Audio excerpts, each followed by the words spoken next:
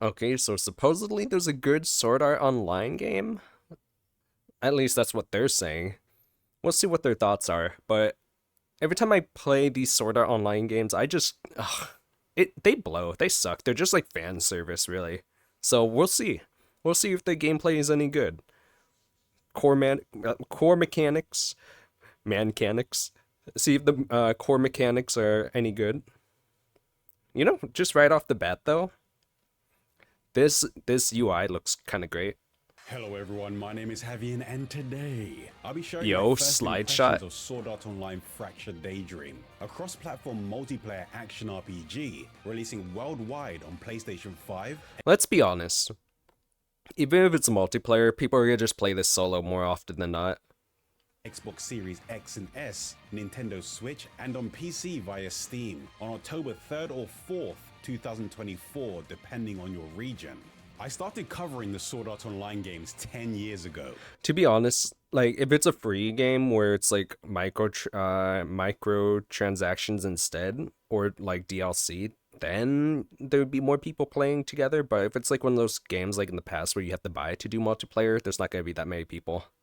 It's a series that I've enjoyed playing since they tend to have fun multiplayer and deep customization systems. But over the years, I started to lose interest in the series, with Fatal Bullets being the last game in the series that I really enjoyed playing, which is a third-person shooter based on the Gun Gale Online arc of the series.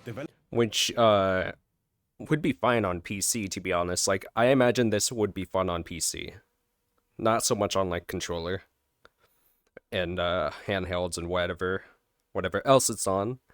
But the ones that I've played for Sword Art Online is not the Fatal Bullet series. I played the RPG one where like, gosh, I don't remember their names, but I think one of them was like, no, I think all the other ones were basically the same, right? Maybe they'll show it at some point. There's like Developed by Dimps, yeah, a it's like game dungeon developer running. which is known for their work on Street Fighter 4, Freedom Wars, the Dragon Ball Xenoverse series, Soul Calibur 6, and many other games. Which now brings us to Sword Art Online Fractured Daydream, the latest game in the Sword Art Online series. This game is also being developed by Dimps, and they started their work on it back in August 2019, roughly a year after the release The of running Fatal up though, and the start of the combat looks really nice and clean though. Like that looks smooth.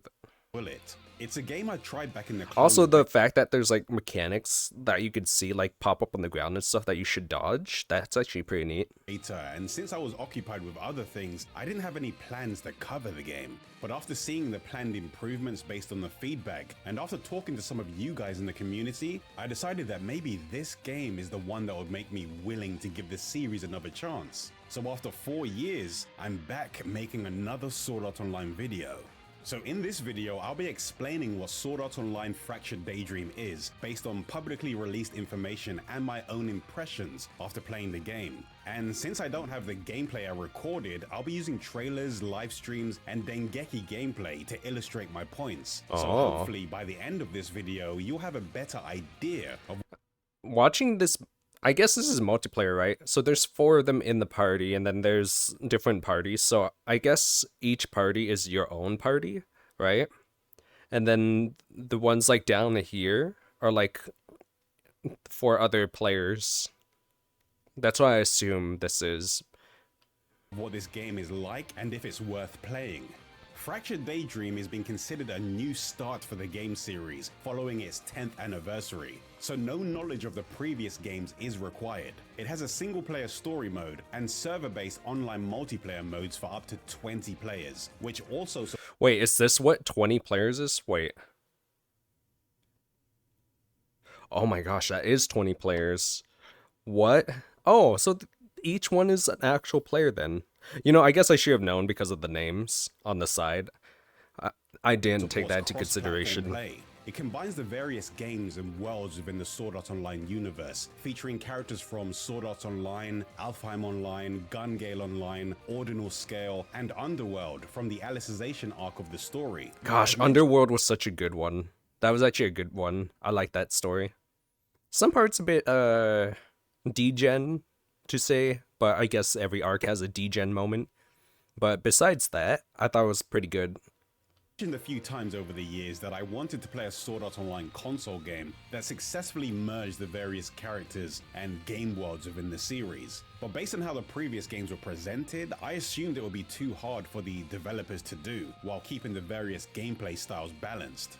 But now that we've passed the 10th anniversary and the game series has matured and hopefully learned from its past mistakes, it seems like Fractured Daydream will have more of a universal appeal. I will say it does have a lot of the gameplay of like the running around and like going into combat and stuff actually looks pretty good, and like the fighting as well.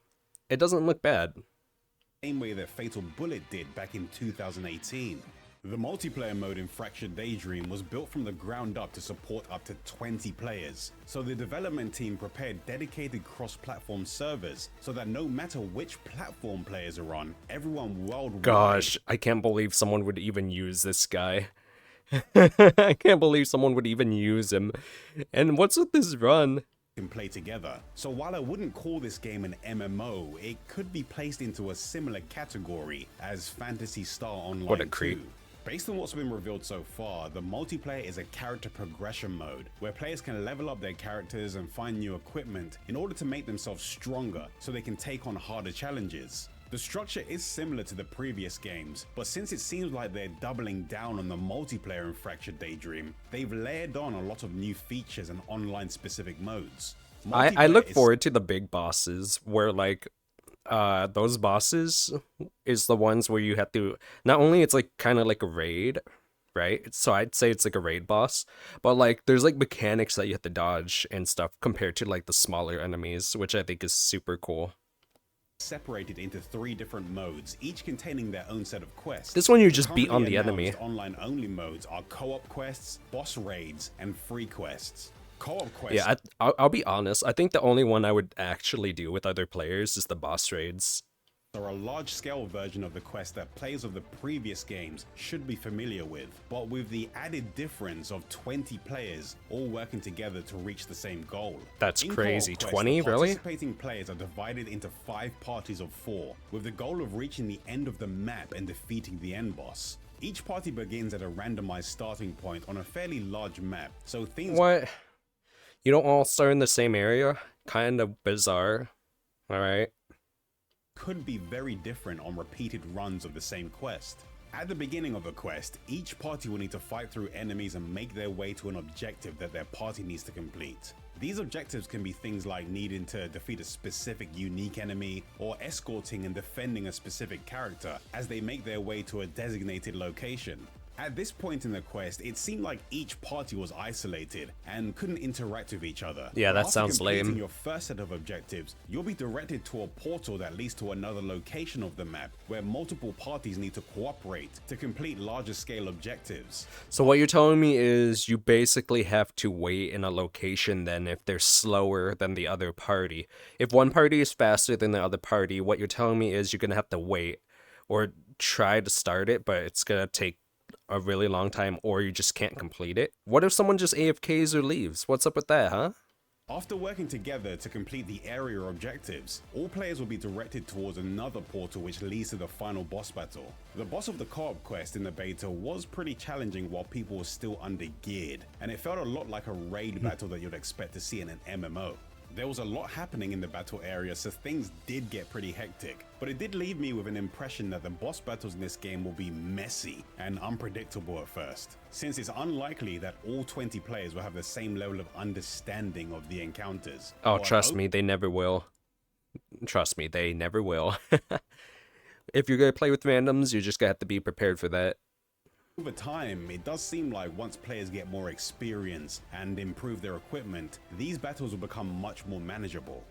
Boss raids are the next online mode that are focused specifically on large-scale boss battles. In this mode, players will be divided into 5 parties of 4, but unlike co-op quests, all parties will start at the same location and will... Which I think is pretty cool. I think that's super cool. Like, all 20 people doing raid mechanics, that actually sounds sick.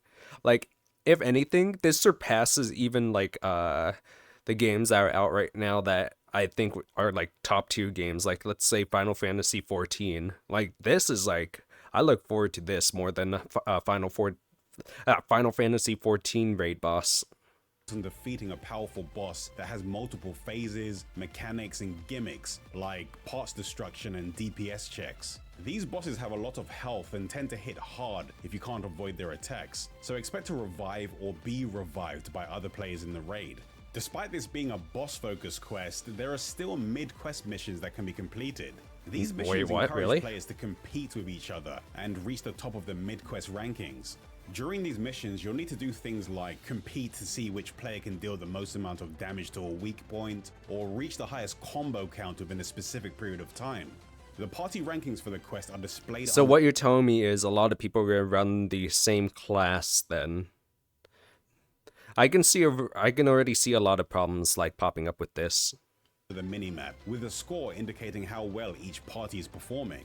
But despite the competitive nature of some of these missions, everyone still needs to work towards the same goal. So you'll still need to support each other and beat the boss with a good score, which increases through both offensive and supportive actions, like reviving raid members in order to get the most rewards. Free quests are the third quest type in Fractured Daydream. This mode has a more relaxed setting compared to co-op quests and boss raids, and it was mentioned that this mode could serve as a good starting point for players who haven't played many online games. Honestly, this actually looks really sick. It looks like a good, like, it's almost like a training ground, like a practice range. Before. In this mode, you'll be able to freely explore maps that can contain up to 20 players. This can be done solo or with a party of up to 20 players in a map. Okay, that's actually pretty neat. I like that. There doesn't seem to be any set goal for free quests, but it does seem like you'll be able to challenge strong enemies and find treasure along with the other players that might be roaming around the map. As of right now, I don't know if there will be any randomly assigned area missions like the co-op quests, but I would assume there will be some kind of indicator guiding players in the area to points of interest. So this seems like a quest type for people that want to continuously hunt enemies. But here's the thing, I am kind of curious about this. Like, they said up to 20 players, right? So is it an instance where like new people can join in if there's a slot open, or is it like predetermined 20 people, and when people are leaving, the instance just starts to slowly die out? Like, I am curious how they handle that, because if they do the foremost of it instead, like the first, then it would actually be a pretty fun mode to like mess around in. But if it's the latter, then I don't think people are gonna play this. Loot within a specific area. The mid-quest gameplay for Fractured Daydream has its they will, but dedicated just progression system it's that a pain exists for the duration of the current quest, which gives the gameplay a bit of a roguelike or MOBA-ish feeling while in quests. In co-op on boss raids, there's a mid-quest leveling system called Awakening levels. At the beginning of these quests, your character will be level 1 and your advanced skills will be locked. As you defeat enemies, you'll gain EXP and eventually level up, which will raise your stats and allow you to unlock your skills once you reach specific levels. Character-based stats are fairly low, so that's actually interesting. That's a roguelike, so that means your levels and stuff reset each time. That's actually pretty interesting, and I don't know if I'd play that. It depends what the rewards are. Awakening levels will gradually increase your survivability and power as you progress through quests. All of your skills should be available by the time you reach Awakening level 15, which doesn't take long. But this is not the main progression system in Fractured Daydream. The main form of permanent progression will revolve around your character's equipment and skills, but it does seem like the Awakening levels function as an equalizer. So even if you can get strong equipment and deal a lot of damage, all players will most likely still have a similar level of survivability, which will most likely keep boss mechanics, tanks, and support classes relevant. That's good. Fractured Daydream is a very loot-focused game, where you'll be defeating enemies and looting treasure chests to find things like weapons, accessories, cosmetic items, and money. You can also find special items that provide temporary enhancements to your character for the duration of the quest.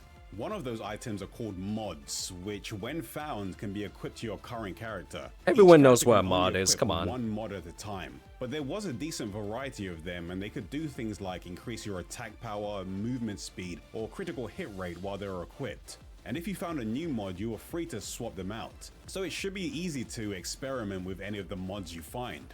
Quartz is another item that can be dropped by enemies or found in chests. Depending on the type of quartz you find, they can gradually increase a character's health and attack power for the duration of the quest, which is indicated by the green and red icons on your So would you try to make one person stack those up then?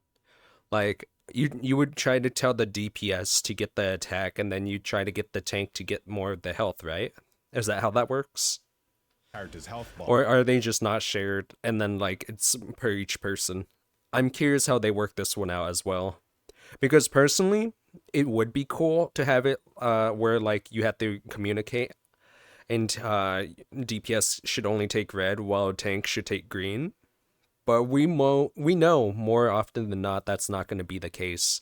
So I think it should be one of those ones where everyone can pick it up and have their own. Quartz does drop frequently, but the effect that each one provides is pretty small. So you'll need to gather a lot of them, but they will gradually start to make a bigger impact. When a quest is complete, the best performing party will be showcased and you'll be taken to the results screen. In this screen, you'll receive a completion rank based on the score you received in the quest, with the highest rank being S rank. This is important since the higher the rank you receive, the more rewards you'll earn once the quest is completed. In this screen, you'll be able to check all the rewards and drops earned from the quest. At first the rewards won't be visible, but after appraising them, you'll be able to see exactly what you've earned. And you can convert anything that you don't think you'll need into enhancement materials and money. When completing a quest, you'll also earn experience points that go towards raising your player and character. You know what I wonder? If each character has like cosmetic items, like outfit changes. Because this one, I never seen them in this outfit. This isn't their main outfit. Oh wait, you can't see them, I'm in the way. This outfit, it's not their main outfit. So I'm actually curious if that's a thing too. Or if it's just like certain... it has to be, right? Or, I don't know. It's either appearance or it's actually stat-based. We'll see, I guess. Ranks. Your player rank indicates the progress of your overall account, and as your rank continues to increase, higher difficulty quests will unlock. And your rank also influences the rank of weapons and accessories that can be obtained from drops and item creation. Your character's rank indicates how much you've used a specific character. When you raise a character's rank, you can increase their base stats and unlock new weapon skins. You'll also be able to unlock a character's passive skills so they can be equipped onto other characters. So the more characters you level, the more customization options you'll have for your builds. So what you're telling me is you need to level up all the characters. Gotcha. I'm not doing that. Character in Fractured Daydream was made to feel unique. At release, there will be 21 playable characters, with more being recently announced as DLC after release. Characters are separated into one of 6 classes depending on their... That's interesting. Okay. Alice is a tank. That makes sense. That's pretty cool. Oh, wait, DLC right off the bat? Really? There's a DLC character right off the bat? She was from the one that I played, but I don't remember the name of the game. That game sucked, by the way. But I'm pretty sure she's from that game. Mage. Wow, I was not expecting him to be in the mage section. Support. Yeah, that makes sense. Okay. Rogue. Also makes sense. Yeah, I'd say they all are good, I guess. Their playstyle. These classes are the fighter... Although, I think Ranger, to be honest, I think he would be like a ranger that's a rogue. Like, let's be honest, just with how he was in the story and stuff, that he'd totally be more of a rogue. Rogue, ranger, mage, and support. Fighters are said to be a well-balanced and versatile damage-focused class that can handle a variety of situations. Rogues specialize in dealing high damage while also having an evasive or high mobility playstyle. Rangers are long-range specialists that can focus on enemy weak points from a safe distance. Mages can deal damage and inflict status effects to enemies in a large area. Tanks have high survivability and can use skills to attract the enemy's attention. And characters with a support class specialize in healing and buffing their allies. It's recommended just starts dancing on the field like, yeah, you guys can do it. I'm the bard of the group. to play in a balanced party that includes at least one tank and support character. So it does seem like the quests and battles in this game will be balanced around parties forming the Holy Trinity formations found in MMOs, which will most likely be 1 tank, 1 support character, and 2 damage dealers per party. This is just a recommendation and not something that will be enforced, so it will be up to— You know what I'm thinking? I'm thinking they're gonna do 1 tank, 1 single target DPS, 1 AoE target DPS, and then a support. That's what I think. Like, that's gonna be the all-rounder party. players to select the most suitable characters for their current quest. Fractured Daydream combines the various playstyles that can be found across the many games within the Sword Art Online series. Some characters can fly to reach higher locations or travel quickly across the map, but to compensate for this advantage, they can only fly for a limited period of time before needing to reach— Like, for this free quest, I don't think they would do tank. I think they'd do probably 2 single target DPS types, 1 AoE DPS, so like a mage, and then a support. I honestly think that's what it would be like for the free quest. charge. Other characters have a third-person shooter playstyle that allows for precise attacks from a safe distance, but as a trade-off, they have limited defensive options. However, the majority of the characters have a melee-focused playstyle. Characters can perform combos using a combination of— I'm gonna be honest, I do like the third-person shooting one. That one actually looks very attractive to me. attacks and heavy attacks that have different finishes depending on the combo used. Holding the attack buttons can use a character's basic skills, which can be weaved into a combo to take advantage of their added utility, like being able to quickly close the gap with a distant target so you can keep your combo going. Advanced skills are a character's special moves that are activated from their skill palette. Depending on the type of quest you're doing, you'll need to unlock these skills by increasing a character's awakening level, but the abilities you unlock will be the core to a character's playstyle. These skills go into a cooldown after use, with the cooldown length being proportional to how powerful the effect of the skill is. So it's best to use your stronger skills at the right time so they don't go to waste. Unique skills are another core part of a character's kit. These skills are represented by a character-specific gauge or menu above your currently controlled character's health bar. For example, Kirito can temporarily enter an awakened state, which will slowly recover his health. The cooldowns of his advanced skills will be shortened, and Perfect Guard will be activated when he's using advanced skills. Or Yuki's unique skill that slowly drains her health or reduces her damage taken to 0 while it's active, which can be powerful but may leave her vulnerable once it ends. And Asuna's unique skill temporarily buffs the party by increasing their attack power and reducing the damage they take while it's active. I'm sorry, I'm just like thinking in my head, her name is Asuna. Good stuff. Just a few examples of characters' unique skills, which have different purposes or activation requirements depending on the characters using them. Each character also has their own ultimate finishing move that's unlocked once they reach the required awakening level. Ultimates are powerful and they have a long cooldown after use, but they have the added advantage of making your character invincible during the animation, so using them at the right time will let you deal damage while avoiding a big attack. In addition to all of the character-focused abilities, there are also co-op-focused gameplay mechanics that can involve multiple players. The first one of those being the break gauge. Unique enemies and bosses will have their name and status bar displayed on the main UI. Underneath the health bar, there will be a break gauge that will continuously increase as players deal damage to the enemy, and once the gauge reaches 100%, the enemy will be downed. This downed phase gives everyone a chance to pile on the damage while the enemy is vulnerable, but there is another mechanic that extends the duration of the down phase if it's pulled off successfully, and those are switch chains. A switch chain is a co-op focused combo that up to 20 players can participate in. Up to 20 players can do a switch? Oh my goodness, that's insane. Remember how that was like the biggest thing in like the Sword Art Online anime? When they would yell switch? And that was only like a chain of 2? My goodness. Switch chain begins. A time-limited prompt will appear when it's your turn to join the chain. And if it's pressed successfully, your character will perform a chain attack, which will increase the chain counter under the break bar.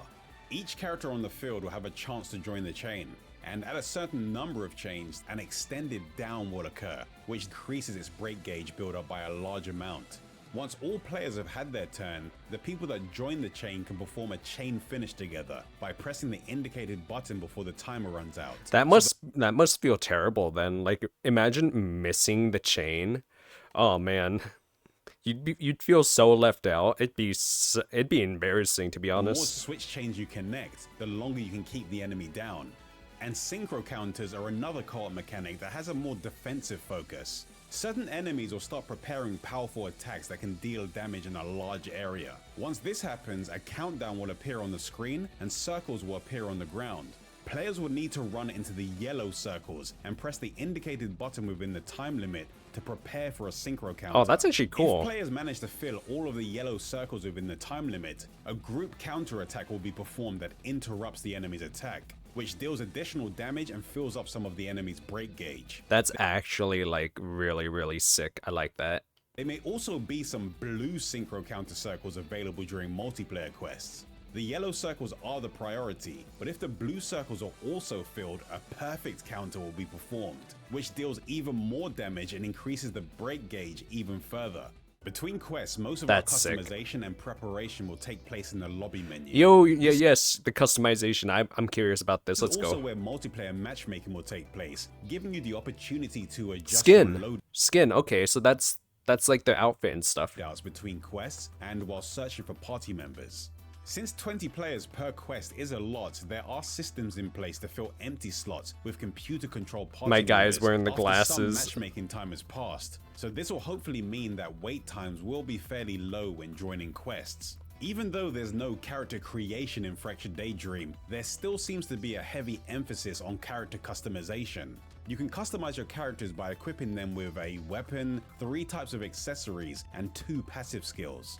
Equipment can be found at various rarity tiers and ranks during quests, and depending on their quality, they can come with a variety of randomized effects, like skill cooldown reduction or traits that can modify a character's skills to give them new properties. And since I saw an option for loadouts, we should be able to save our favorite builds. There's also enhancement and synthesis systems too, so if we find a piece of equipment that we like, we'll be able to keep it around for a bit longer, and eventually we'll be able to transfer special effects from one piece of equipment over to another, so we'll have a lot of options when it comes to improving our performance in quests. You can also customize your I look forward to that. Changing their yeah, weapon the skins, let's go, by the giving costumes, them let's new go! Costumes or equipping them with up to 2 decorations that are things like glasses, hair clips, ribbons, and masks. That's dumb. There are a few social systems that could be found in the... I think the accessories needs to be more expanded, to be honest. Like, the clothes is already like predetermined outfit, but I think they should add more like accessory slots. Not choose just one. Too, like At least it looked like you can only choose one. I'm not entirely sure though. Profile card customization where you can showcase your favorite characters and a user... No, he's wearing... Oh no, I hate that. I actually hate that. That makes it even more creepy.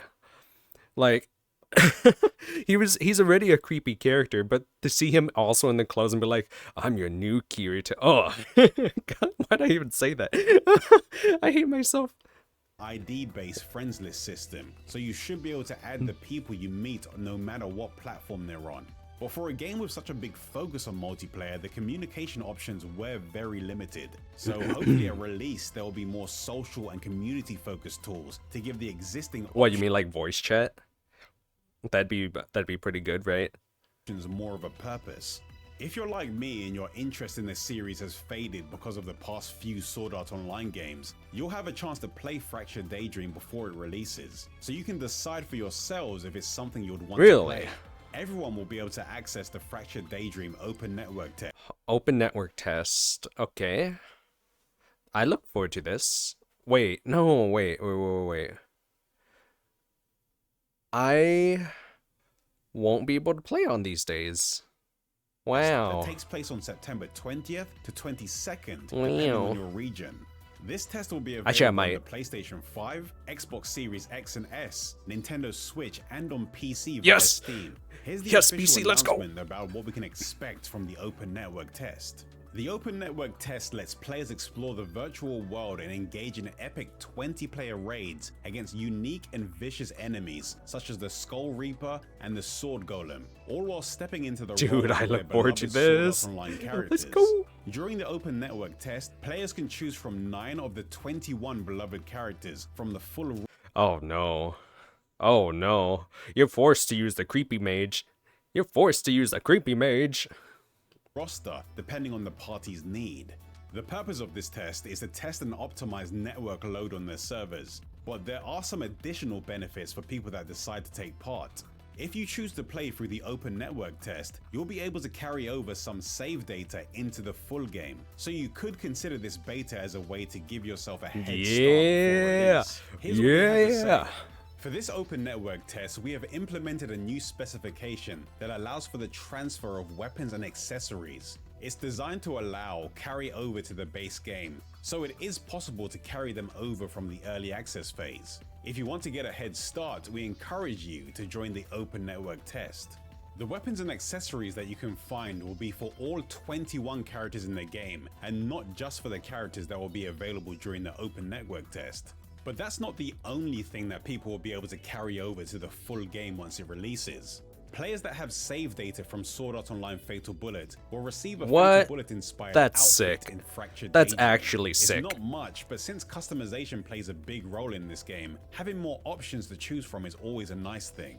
There are also additional outfits and bonuses depending on the version of the game you decide to get. The Digital Deluxe and Digital Premium editions come with 3 days early access. So if you want to jump into the game earlier than everyone else, those are the versions to get. The full details for those can be found on each platform's digital stores.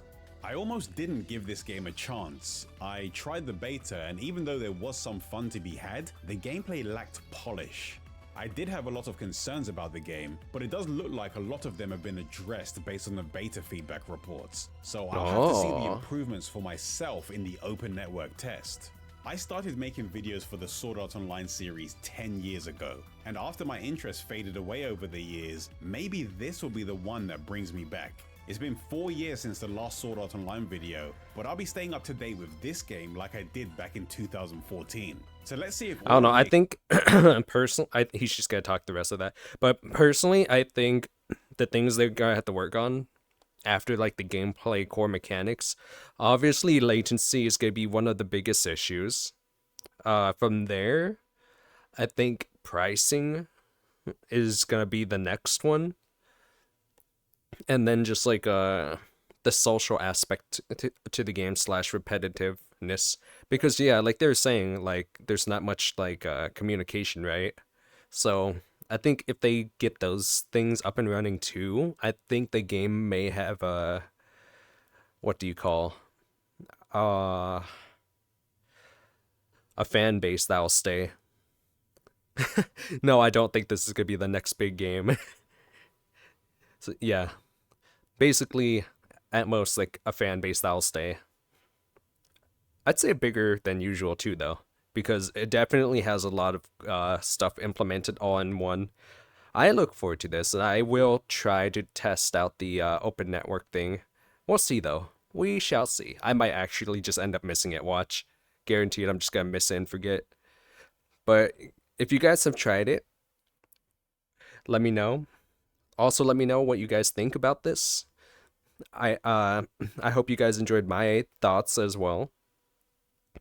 Do you guys agree with any of the things I said? Disagree? Let me know down in the comments, and I'll see you guys perhaps later with more Sword Art Online. We'll see though. We shall see.